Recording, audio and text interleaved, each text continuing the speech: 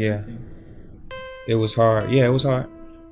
It was hard because when I first started making music, it was all with my older brother majority of the time. Me and my older brother like laid the bricks for like what's going on right now.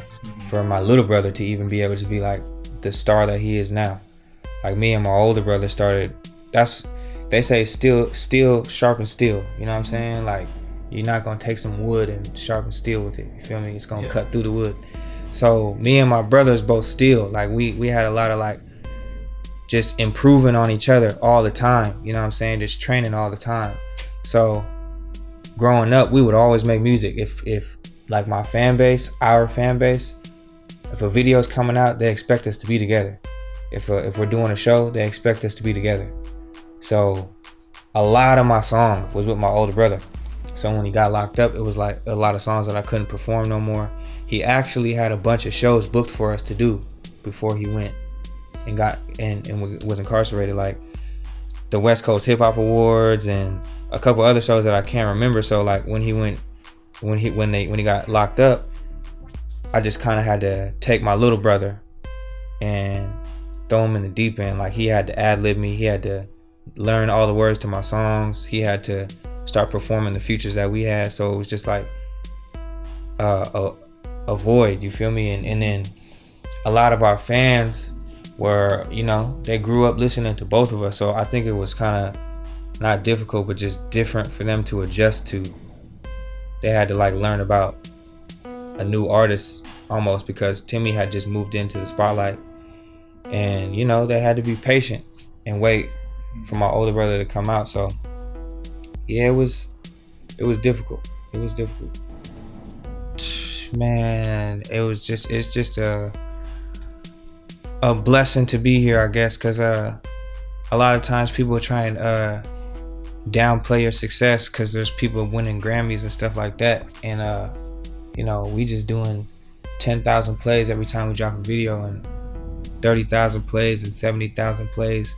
There's people doing 500 million plays, and people try to downplay what you're doing because you're not some top 40 artist or some shit like that. But like, I got homies that used to rep this La Familia shit that we represent, La Familia Gang Music, our collective, our label, our family.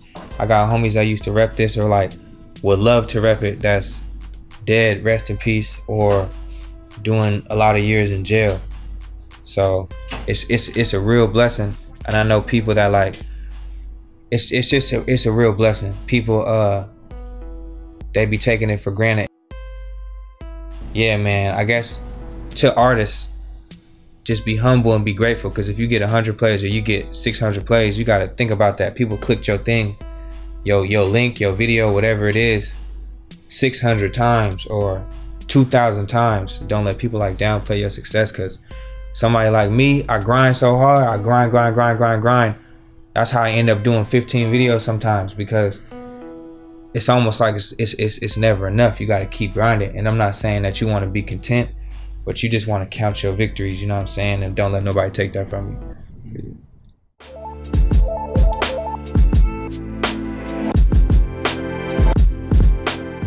I was like 17. It was called Red Eyes. Okay, I heard that and one too. I released that song, and I was like, I didn't think it was tight. I didn't think it was tight at all. And then my brother, Lil Swag, shared that shit on Facebook. Like, we was like still dual MySpace and Facebook at the time. But he shared it. Though. He shared that shit, and I was like, oh shit, he shared it. So that shit was lit. So I was like, my first song I was really gassing on. What was the first song that says Free Little Swag, and was it added to every track after you release after that? I want to say, I don't even remember what song I started saying that shit on. It was literally it was just like track. Every song I just started saying it. Okay. It was supposed to be a mixtape called the Timmi HendriXXX, but like I just didn't release it. The songs are like popular, I guess, and like they're everywhere, but I never released the mixtape. I'm gonna release. Man, that shit's crazy. That shit crazy. I don't even know how to describe it, because like sometimes I don't even remember my performances. A lot of the time I don't remember them, because like it's not even like I'm like drunk or like high or anything. It's just like I feel like I'm alive and awake or something, or like I'm not really there. It's like an out of body experience type thing. Yeah, definitely. Because when I first started, I was just like, I don't know, I didn't think I was tight at all. I didn't think I was like, my songs were tight. I didn't think anything that I was doing was really that good. How about now? Like, how do you like feel? now I feel like I'm that what I was dreaming that I was gonna be. Okay, hell yeah. Nah, man, just we legends in this shit, man. Growing up, I didn't want to be Lil Wayne. I didn't want to be Jay-Z. I didn't want to be whatever, you know what I'm saying? I wanted to be JC. I wanted to be Swiggle. So you can do whatever you want. You can be whatever you want, you know what I'm saying? So I remember when I was younger, I couldn't talk. I stuttered. I couldn't even do anything. And now I'm on stage doing whatever I want, you know what I'm saying? So you can do whatever you want, whatever you dream. Real shit.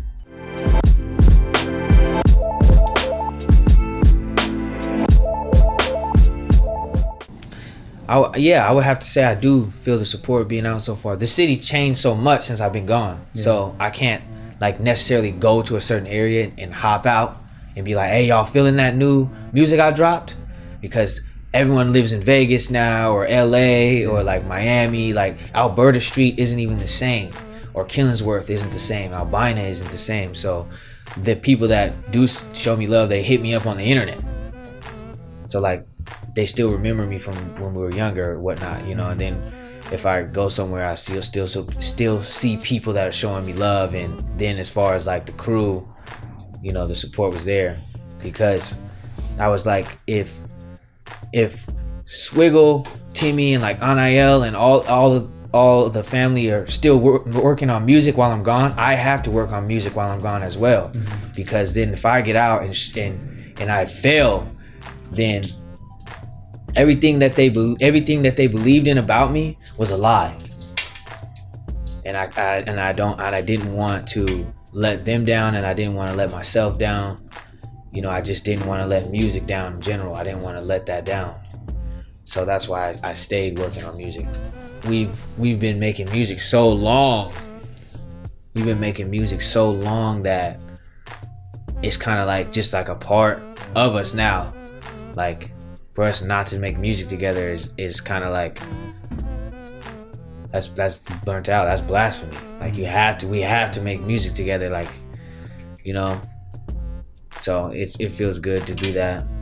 There was a point in time, like I told you before, that like I couldn't write down what I wanted to say. Now I can write down anything that I want to say.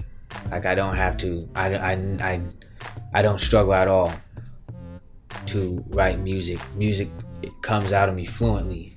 Songs come out of me fluently, and so I would say that I have grown. And before, like now that I've grown as an individual, I will always make sure that even if I'm rapping, like I will always rap for the streets, always. So there's gonna be some conscious lyrics in there. There's gonna be some street lyrics in there. There's gonna be some party lyrics in there. But when I do rap, you will always hear the real. Like somebody's gonna relate to what I'm saying directly. Like they're gonna know for a fact that I'm talking to them or about them or their experience. So that's what I would say that I have grown at. I would just, like to thank you for coming by. Yeah, it's awesome, man.